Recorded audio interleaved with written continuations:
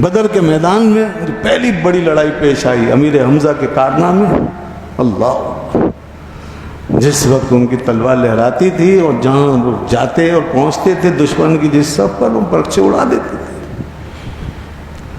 اور لوگ دیکھتے کہ کس طرح ان کی تلوار خارا شگاف دشمنوں کے سروں کو اڑا رہی ہے، بڑے بڑے کافروں کو مارا۔ اس کے بعد کافروں کے دل میں بڑی رکاوٹ پیدا ہو گئی۔ جبیر بن مطعم جو بعد میں مسلمان ہو گئے تھے، ان کا چچا تو ایمہ وہ مارا گیا اور کفار مارے گئے۔ انہوں نے کہا میں اس کا بدلہ لوں گا، اور اس کے لیے پھر ایک بہت ہی خطرناک قسم کا نشانے باز جس کے نیزے کا نشانہ خطا نہیں کرتا تھا اور وہ ان کے غلاموں میں داخل تھا، اس کو انہوں نے کام پہ لگایا۔ اس نے مشن دیا انہوں نے اس کو، کیا کہ تم نے امیر حمزہ کو مارنا ہے۔ اس کا نام تھا وحشی، وحشی، سیاہ فام غلام وحشی، ایسا نشانے باز کہ نیزہ اگر کسی سوراخ سے گزارنا چاہے تو گزار سکتا، کسی چھوٹے سے ہلکے سے اور سوراخ سے دور کھڑے ہو کے گزارنا چاہے تو گزار دیتا۔ یہ تو عربوں کا اسلحہ تھا نا، اس کے بڑے بڑے ماہر تھے، کوئی تلوار چلانے کا ماہر، کوئی نیزہ، کوئی تیر پھینکنے کا۔ وحشی کا یہ کمال تھا۔ جبیر بن مطعم نے کہا تمہیں بس ایک کام دیتا ہوں، اب اگر مسلمانوں سے مٹ بھیڑ ہو تو امیر حمزہ کو مارنا ہے، حمزہ بن عبد المطلب کا مجھے سر چاہیے اور وہ شخص زندہ نہیں رہنا چاہیے۔ وحشی کہتے ہیں میں اس عزم کے ساتھ احد میں جو شوال میں پیش آیا اسی مہینے میں، اس عزم کے ساتھ آیا کافروں کے لشکر کے ساتھ، نیزہ میرے پاس تھا، چھوٹا ایک نیزہ، اور وہ میں نے سنبھالا ہوا، مجھے کسی اور سے کوئی تعلق غرض نہیں تھا، میں تو بس اپنا ٹارگٹ دیکھ رہا تھا، اپنا ہدف، کیونکہ مجھ سے میرے آقا نے کہا تھا تمہیں آزاد بھی کر دوں گا، تو میں آزادی کے لالچ میں ان کو نشانے پہ لے رہا تھا۔ وہ کہتے ہیں کہ میں نے دیکھا امیر حمزہ شیروں کی طرح ٹوٹ پڑتے، جس طرف جاتے تھے دشمنوں کے صفوں کو درم برم کر دیتے تھے، اور بڑے بڑے کافر جب ان کے سامنے آتے تو للکارتے تھے، شیروں کی طرح للکارتے، اور کوئی بچ کے نہیں جاتا تھا۔ کئیوں کے نام آئے اس میں، سبا بن عبد العزا، بہت بڑا جنگجو، وحشی کہتے ہیں میرے سامنے سے گزرا حضرت امیر حمزہ پہ حملہ کرنے کے لیے، میں نے دیکھا کہ یہ کیا کرتا ہے اور کیا ہوتا ہے۔ وہ اللہ کا شیر اس کو سبا بن عبد العزا کو دیکھ کے کہنے لگا ہلم الیہ یبنا مقطعۃ البذور، ایسی توہین کی اس کی، او ختنے کرنے والی کے بیٹے، ختنے کی کھال کاٹنے والی کے بیٹے، آ تو صحیح تم میرے سامنے، کیا تم اللہ کے رسول سے لڑنے آئے ہو؟ یہ جذبہ تھا، یہ لوگ پہچانتے تھے اللہ کے رسول کو۔ اللہ کی قسم ہمیں انہوں نے بتایا ہے کہ اللہ کے رسول کون ہے، اللہ کے رسول کا مقام کیا ہے، ہم کیا جانتے ہیں؟ دیکھیں نا کیا للکار ہے، تو اللہ کے رسول سے لڑنے آیا ہے، آ ادھر میرے پاس۔ میدان میں کہہ رہے ہیں، جنگ کے میدان میں، زبردست جنگجو ہے، یہ وحشی خود کہہ رہے ہیں، وہ اپنے ٹارگٹ پر ہیں، وہ اپنا ہدف لے کے بیٹھے ہیں، اور ادھر یہ للکار جاری تھی۔ وہ آ گیا سامنے، اور آپ نے جو تلوار چلائی ہے اس کے سر کے 2 ٹکڑے کر دیے۔ اسی اثنا میں وحشی نے کہا کہ اب وہ میرے سے کچھ قریب ہو گئے، میں درختوں کے پیچھے اور پتھروں کے پیچھے چھپ رہا تھا کہ مجھے دیکھ نہ سکیں، وہ میرے سے کچھ قریب ہو گئے۔ جب قریب ہو گئے تو میں نے اپنا وہ چھوٹا سا نیزہ پورا تاک کر نشانہ باندھ کے جو ان کی طرف پھینکا، تو یہ ناف کے نیچے کا جو حصہ ہے نا یہاں گھس گیا. تو نشانہ ایسا اس کا پرفیکٹ کہ نیزہ سیدھا ایسی جگہ لگا جا کے کہ جہاں پہ بچنے کی امید نہیں.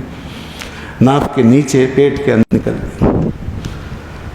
لیکن وہ شیر اٹھا اور میری طرف بڑھا مجھے پکڑنے کے لیے، کاؤنٹر اٹیک کے لیے، مگر میں نکل گیا پھرتی سے. مگر وہ زیادہ چل نہیں سکے، خون بہہ گیا، وہ گر گئے. میں جا کے چھپ گیا.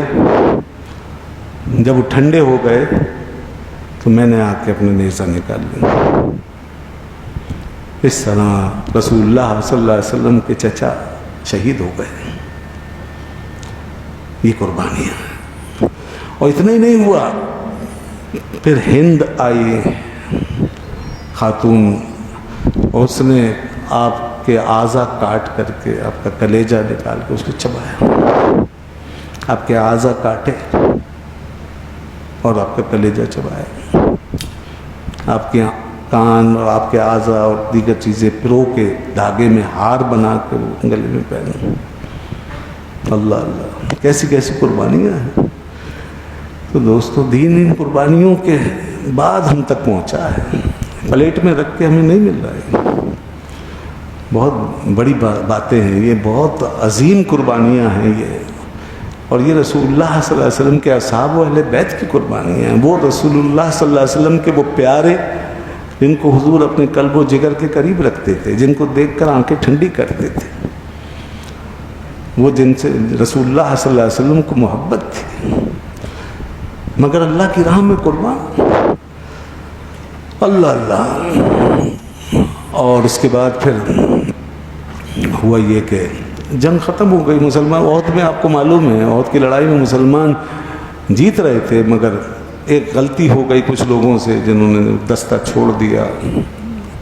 جگہ مقرر کی گئی تھی وہ چھوڑ دی گئی، درہ تھا چھوڑ دیا، پھر جیتی ہوئی جنگ ہارنی پڑ گئی. خیر، اللہ تعالیٰ معاف فرمانے والا تھا ان سے. کبھی اس طرح کی کوئی چیز ہو جاتی تو وہ بھی ایک مثال ہوتی تھی بعد والے لوگوں کے لیے کہ دیکھو اگر اس طرح ہو جائے تو پھر یہ کرو. تو اس طرح یہ قربانیوں سے گزرنا تھا لوگوں کو، اور 70 آدمیوں نے شہید ہونا تھا. اور ایسے ایسے عظیم لوگوں کی قربانیاں وہ تقدیر میں لکھ دی گئی تھیں. اور صحابہ اکرام کے ساتھ جو معاملات ہوتے تھے تقدیر میں لکھے ہوئے، وہ تقدیر پوری ہونی ہوتی ہے. پھر ہمارے ساتھ جو معاملات ہوتے ہیں وہ خالی تقدیر کے معاملات نہیں ہوتے، ہماری اپنی گڑبڑ بھی ہوتی ہے، ہمارے اپنے قصور بھی ہوتے ہیں، ہماری اپنی خطائیں بھی ہوتے ہیں، جرائم بھی ہوتے ہیں. مگر یہ ایسے لوگوں کے ساتھ جب معاملات ہوتے ہیں تو اس میں ان کو قصوروار نہیں کہا جاتا اور اس طرف نہیں دیکھا جاتا. تقدیر کے معاملات ہوتے ہیں اور کوئی نہ کوئی چیز ریزن بن جاتی ہے، سبب بن جاتی ہے. خیر، حضرت امیر حمزہ رضی اللہ عنہ شہید ہوئے اور رسول اللہ صلی اللہ علیہ وسلم نے ان کا لاش اپنی آنکھوں سے دیکھا. اب حضور کے قلب انور سے زیادہ دکھ کس کو پہنچا ہوگا. اور اسی طرح ان کی بہن تھیں صفیہ رضی اللہ عنہ، ان پہ کیا گزری ہوگی. اس کے بعد پھر یہ وحشی جو تھے یہ مکہ چلے گئے. کہنے لگے میں مکہ چلا گیا، امیر حمزہ کو شہید کر کے قتل کر کے میں مکہ چلا گیا. پھر وہاں ٹھہرا رہا یہاں تک کہ فتح مکہ کا وقت آ گیا اور رسول اللہ صلی اللہ علیہ وسلم 10,000 کا لشکر لے کر مکے پہ تشریف لے آئے. آزاد تو میں ہو گیا تھا، لیکن اب یہاں جب میں پہنچا تو میں نے کہا کہ یہ تو مسلمان یہاں گئے اور مجھے نہیں چھوڑیں گے. تو اس نے کہا میں بھاگوں یہاں سے. وہ طائف چلے گئے. پھر پتہ چلا کہ طائف کا ایک وفد جو ہے وہ حضور کی خدمت میں جا رہا ہے اسلام قبول کرنے کے لیے. میں نے کہا یہ کیا ہوا، اب تو میرے لیے یہاں بھی امان نہیں ہے. تو میں نے سوچا میں شام چلا جاؤں، یمن چلا جاؤں، کہیں بھی چلا جاؤں. تو اسی اسنا میں ایک صاحب ملے جو جا رہے تھے اس وقت میں، اس کا حصہ تھے. کہنے لگے تجھ پہ افسوس ہے، کہاں بھاگا پھرتا ہے، کہاں جاتا ہے تو کیوں ڈرتا ہے، چل اس بارگاہ میں جو اسلام لانے کے بعد سب معاف کر دیتے ہیں. اب دیکھیے ذرا یہ ایک اور کتنا بڑی مثال ہے. یہ ہے حق کی مثال، جہاں جذبات بالکل مائنس ہو جاتے ہیں ذات مائنس ہو جاتی ہے، صرف حق رہ جاتا ہے، حق۔ اس طرح حق پہ کھڑا ہو جانا یہ آسان بات نہیں ہے کہ اب ایسا شخص جس نے اتنا بڑا دکھ پہنچایا ہے اس کی پیشی کا وقت آ رہا ہے، اس کی سبیل بن رہی ہے۔ وہ کہنے والا کہہ رہا ہے، کس اعتماد سے کہہ رہا ہے کہ چل تو اس بارگاہ میں، وہ اس کو نہیں مارتے جو ان کے دین میں داخل ہو جاتا ہے۔ کہ اچھا چلو۔ کہتے میں آ کر حضور کے سرانے پہ کھڑا ہو گیا، حضور کے سگے چچا کا قاتل۔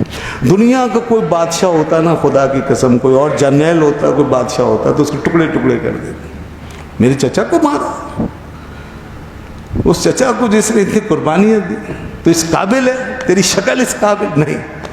کھڑے ہو گئے، کہتے ہیں میرا صرف بھروسہ اسی بات پہ تھا کہ میں گواہی لے کر آیا تھا ساتھ ان کی بات میں۔ حضور نے ایسے دیکھا، فرمایا انت واشی، کیا تو واشی ہے؟ میں نے کہا جی ہاں میں واشی ہوں۔ کہا تو نے میرے چچا کو قتل کیا؟ کہا جی یا رسول اللہ میں نے آپ کے چچا کو قتل کیا۔ کہا بیٹھو۔ حضور نے بٹھا لیا، مجھے یہ بتا تو نے چچا کے جان کو کیسے مارا، کس طرح قتل کیا، بیان کر۔ کہتے پھر میں نے پورا قصہ بیان کیا تو آنکھیں آپ دیدہ ہو گئیں۔ حضور نے فرمایا کہ ویحک غیب وجہک انی لا ارینک، دیکھو ٹھیک ہے تم اسلام لے آئے، میں نے تمہارا دین قبول کر لیا، لیکن اب میرے سامنے مت آنا۔ ایک دل تو ہے نا پیغمبر کی ذات میں، جو دل دکھتا بھی ہے، درد بھی محسوس کرتا ہے، انسانیت کی سطح پہ، بشریت کی سطح پہ ایک رشتہ، تعلق، اس کو نبھانے والی ایک ذات، اور آپ کا وہ دل و قلب و جگر۔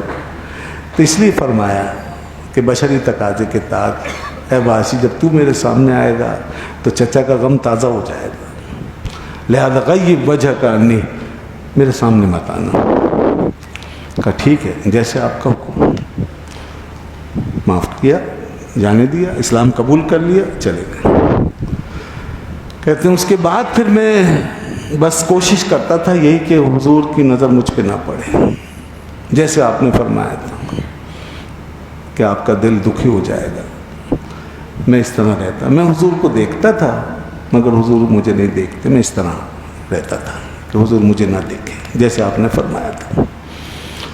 خیر وقت گزر گیا، اللہ کے رسول دنیا سے تشریف لے گئے، اس کے بعد سیدنا صدیق اکبر رضی اللہ عنہ کا دور آیا اور اس میں ایک بہت بڑی لڑائی چھڑی اسلام کے ایک اور بڑے دشمنوں سے، کافروں کے بعد یہ بعد کے کافر جو مرتد ہوئے ان سے، جنہوں نے نبوت کا دعویٰ کیا، ان کے ساتھ یمامہ کی لڑائی جس میں مسلمانوں نے بڑی قربانی دی ہے۔ سیدنا صدیق اکبر رضی اللہ عنہ نے وہ جنگ جیتی ہے اور اسلام کو پھر دوبارہ سہارا دے کے بچایا اور باحفاظت آگے بڑھا دیا۔ خیر اس میں پھر وحشی جو ہیں وہ کہتے ہیں اگر میں کوئی کردار ادا کر سکا اور اپنے اس پرانے بڑے سب سے بڑے گناہ کا کوئی کفارہ دے سکتا ہوں تو آج موقع ہے۔ آج اسلام کے سب سے بڑے دشمن مسیلمہ کذاب جس نے جھوٹا نبی بن کر کے لوگوں کو گمراہ کیا ہے اور دعویٰ نبوت کیا، آج میں اس کو مار کے شاید رسول اللہ صلی اللہ علیہ وسلم کی آنکھوں کو ٹھنڈا کر سکوں۔ چنانچہ اس عزم کے ساتھ نکلے، پھر نکلے وہ، اور وہی نیزہ کہتے ہیں جو امیر حمزہ پہ چلایا تھا وہی میرے پاس تھا، اور اسی طرح پھر میں اس کی طاق میں صفوں کے بیچ میں سے گزرتا ہوا جا رہا تھا۔ کہتے ہیں میں اس مقام پہ پہنچ گیا جہاں مجھے مسیلمہ کذاب تلوار ہاتھ میں لیا کھڑا ہوا نظر آ گیا۔ بس میں نے پھر اپنا نیزہ سنبھالا اور تاک کر پھر جو اس کو نشانے پہ لیا اور مارا، گھس گیا نیزہ۔ لیکن کہتے ہیں میرے نیزے کے ساتھ ہی ایک انصاری تھے، وہ بھی آ رہے تھے اور انہوں نے آ کر اس پہ جھپٹا مارا، اس کے ٹکڑے کیے۔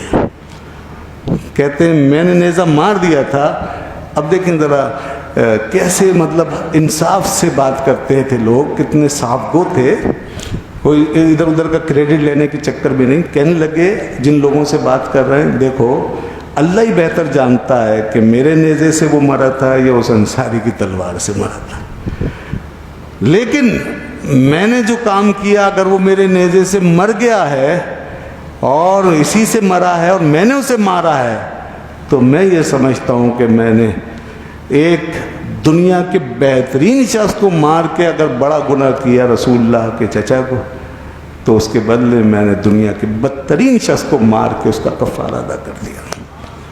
امید ہے میرا رب یہ قبول کر لے گا.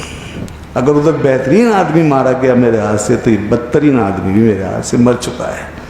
خیر انہوں نے یہ کام کیا، یقیناً ان کا نیزہ لگا اور اس نے کام دکھایا. یہ ہے جناب حضرت امیر حمزہ رضی اللہ عنہ کے حوالے سے جو ایک بایوگرافی آئی ہے اور جو ان کی ہسٹری ہے، ان کے بڑے کارنامے ہیں. وہ رسول اللہ صلی اللہ علیہ وسلم کے بڑے عزیز قریبی، اور آج احد کے میدان میں جب جائیں، اب تو خیر وہ سب برابر ہو گیا نا، کوئی نشان باقی نہیں، لیکن ان کی قبر مبارک دور سے نظر آتی ہے چند اینٹوں کے بیچ میں. عجیب منظر ہے. احد کے ان شہداء کے میدان پہ کھڑے ہو کے کبھی دل کی آنکھ سے دیکھو، ایسا لگتا ہے فضا ساری کی ساری جیسے کسی چیز سے بوجھل ہو کے جو ہے وہاں پر قائم ہے. فضا کے اوپر ایک عجیب سی سراسین کی کیفیت ہے، ایک کشش ہے، ایک سکون، ایک سناٹا سا، ایک گہرائی ہے جو ہمیں وہاں کھڑے ہونے والے کو اپنی طرف کھینچ لیتی ہے. ہم وہاں کھڑے ہو کر ایک ایسی فضا میں گویا کھڑے ہوتے ہیں، ایسی فضا دیکھ رہے ہوتے ہیں جیسے کہ ہم اس میں ڈوب رہے ہیں، اور حقیقت میں وہ ڈوب جانے کا مقام ہے، کھو جانے کا مقام ہے. اور ان مزاروں پہ اور ان کے آثار پر کچھ ایسی سکون کی لہریں ہوتی ہیں کہ جب نظر ان پہ جاتی ہے تو آنکھیں ایسا لگتا ہے جیسے ٹھنڈی ہو رہی ہیں اور بھیگ رہی ہیں، اور دلوں کے اندر ایک سکون سا داخل ہو رہا ہے. اور بقی شریف میں اور ادھر ایک ہی قسم کا گویا کہ وہ انوار اور ایک ہی قسم کا احساس وہ پیدا ہوتا ہے. اور وہی احساس جو ہے وہ گنبد خضرا کے اوپر نظر آتا ہے. ایک ہی احساس، وہی انوار ہیں جو گنبد خضرا پہ اترتے ہیں، اسی سے پھر باقی جو ہے وہ ان حضرات نفوس قدسیہ پہ نازل ہو رہے ہیں.